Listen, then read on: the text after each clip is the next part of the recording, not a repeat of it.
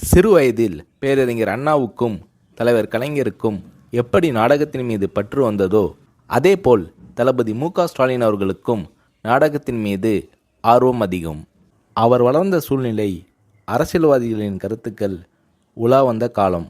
அவர் உள்ளத்தில் பதிவான செய்திகளாக இருந்த காரணத்தால் அண்ணாவைப் போல் கலைஞரைப் போல் மு.க.ஸ்டாலின் அவர்களும் 1971ஆம் ஆண்டு நடைபெற்ற பொதுத் தேர்தலில் ஒரு பிரச்சார நாடகத்தை நடத்தினார்.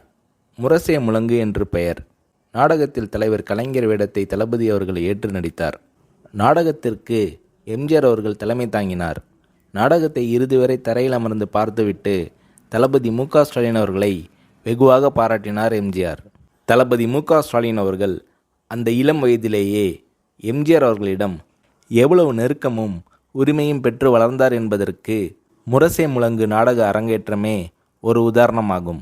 அது மட்டுமல்ல, எம்ஜிஆர் அவர்கள் படம் வெளியாகும்போது முதல் காட்சியிலேயே எம்ஜிஆர் அவர்களின் திரைப்படத்தை தியேட்டரில் மு.க.ஸ்டாலின் அவர்கள் பார்த்து விடுவார்.